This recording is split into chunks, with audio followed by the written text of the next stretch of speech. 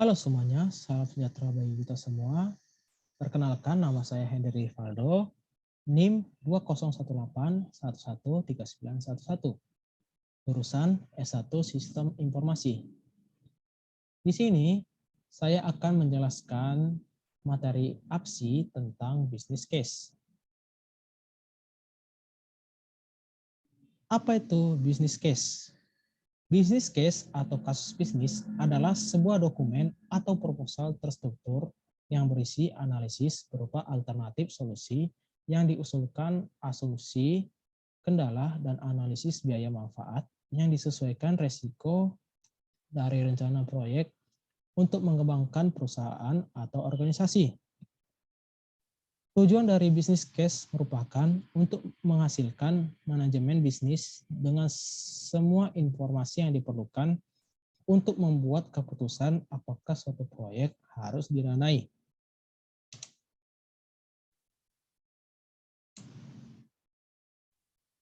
Atribut dari bisnis case yang baik ialah analisa dilakukan secara menyeluruh dan meliputi sebuah kemungkinan, dampak, biaya, dan manfaat yang diperoleh. Jelas dan logis dalam membandingkan dampak biaya atau manfaat dari setiap alternatif yang ada. Dapat meringkas semua temuan yang didapat dengan sistematis.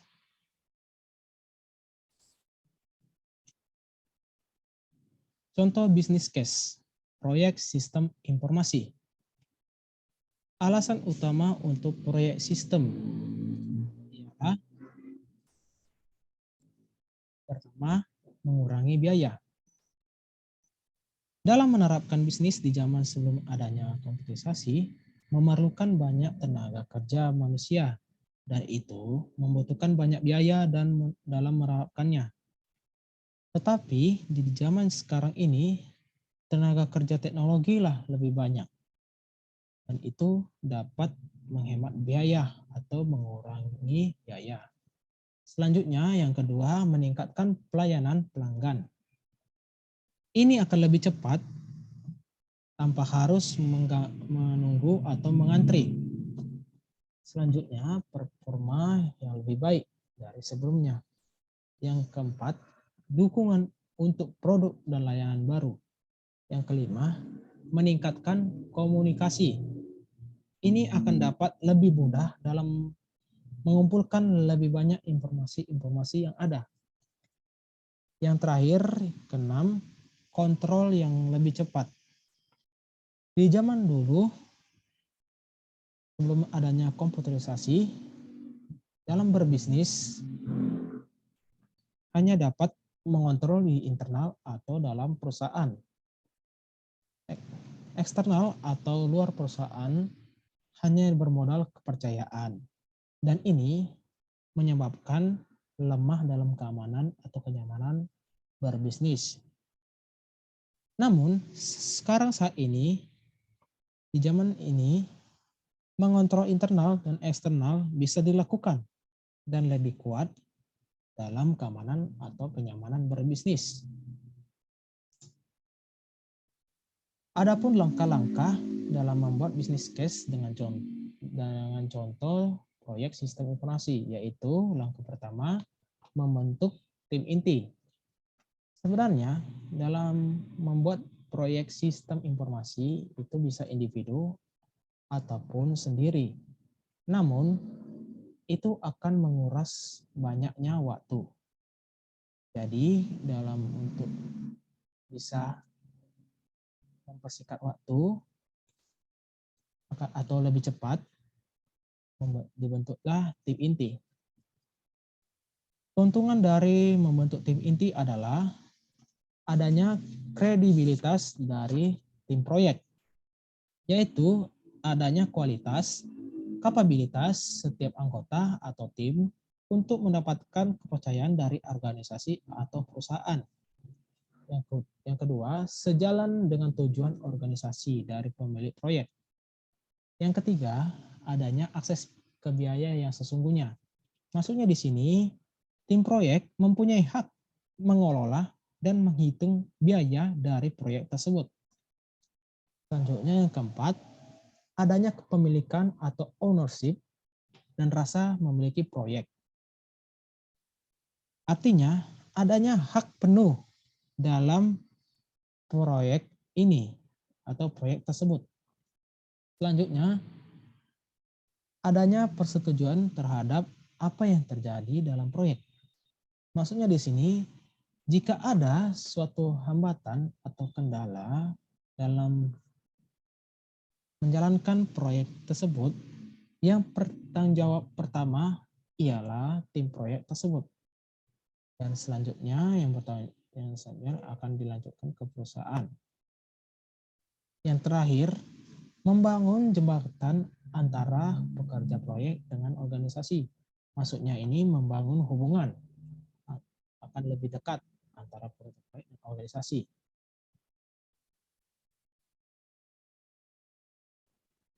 Langkah selanjutnya ialah evaluasi proyek sistem. Ini adalah mengevaluasi atau memeriksa proyek tersebut apakah bisa mengembangkan bisnis atau tidak. Komite Tinjauan Sistem atau Komite Sumber Daya Komputer mengevaluasi proyek sistem. Maksudnya ini dalam membuat proyek dalam bidang tertentu, yang mengevaluasi adalah komite yang ahli dalam bidang tersebut. Seperti contoh, membuat proyek pembangunan mall, gedung mall yang akan mengevaluasi oleh komite pembangunan atau arsitek dan sebagainya. Salah satu cara untuk mengevaluasi proyek sistem dengan mendefinisikan MOV atau Measurable Organizational Value. Untuk mengembangkan MOV, ada beberapa proses yang harus dilakukan, yaitu pertama, identifikasi dampak daerah yang diinginkan. Seperti strategi proyek tersebut bisa menembus pasar baru. Pelanggan bisa menerima produk dan service terbaik. Proyek tersebut bisa meningkatkan profit dan margin untuk perusahaan dan lain sebagainya. Berikutnya, yang kedua, identifikasi nilai yang diinginkan pada proyek. Maksudnya di sini kita dapat mengidentifikasi nilai dari suatu proyek sistem informasi berdasarkan jawaban yang dihasilkan dari pertanyaan tersebut. Seperti apakah proyek tersebut akan lebih baik dari sebelumnya? Apakah proses tersebut lebih cepat dari sebelumnya?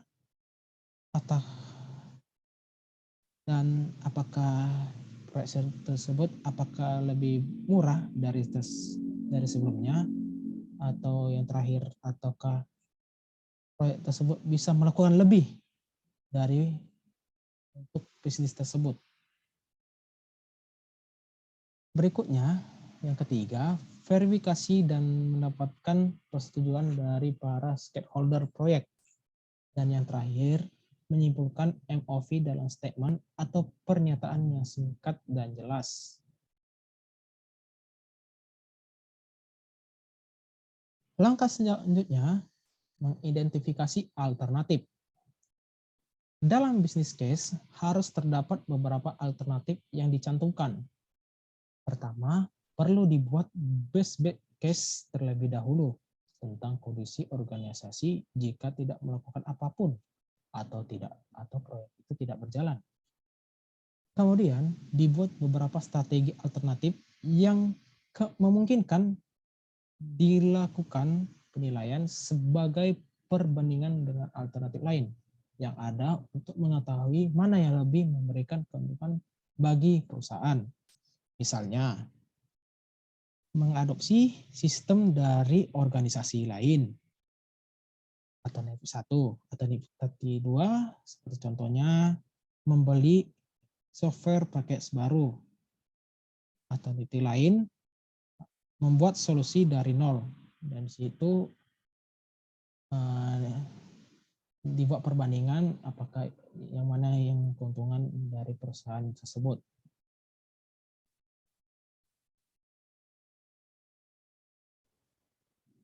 Langkah selanjutnya mendefinisikan kelayakan dan nilai resiko. Yang maksud kelayakan di sini adalah fokus apakah alternatif yang dilakukan apakah alternatif dapat dilakukan dan layak dilakukan. Sedangkan resiko yang dimaksud adalah fokus pada apa yang bisa salah dan apa yang harus benar. Kelayakan dapat dilihat dari segi yang pertama, ekonomi feasibility atau kelayakan ekonomi. Ialah mengevaluasi alternatif apakah dana dan sumber daya yang ada sudah dapat mendukung proyek. Seperti contohnya TCO atau total cost of ownership. Itu total biaya kepemilikan.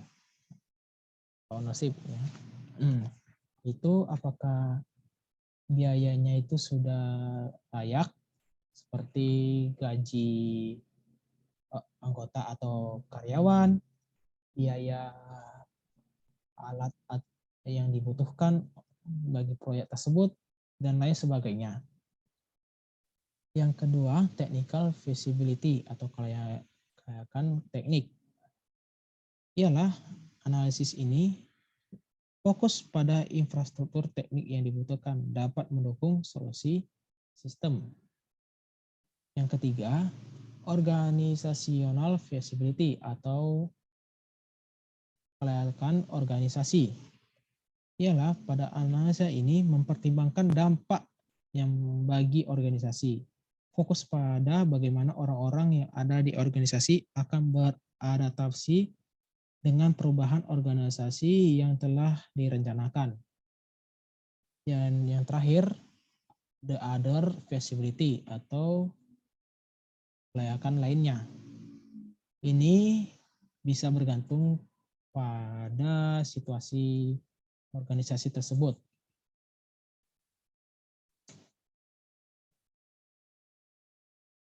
Langkah terakhir yaitu mengajukan rekomendasi.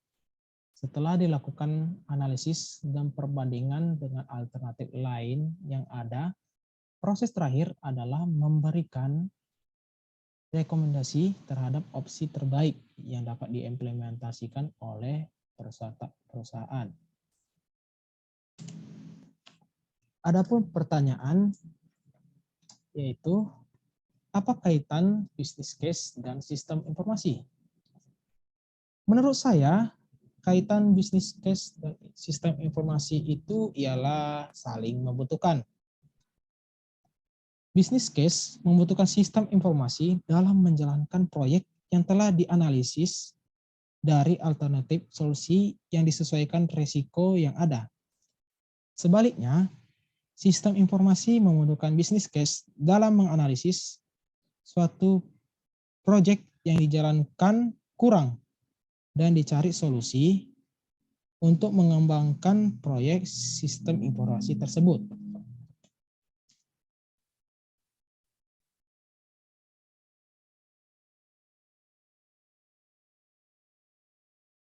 Sekian penjelasan dari saya. Mohon maaf atas kata-kata yang salah. Saya akhiri dengan salam sejahtera bagi kita semua. Kita ketemu di lain hari.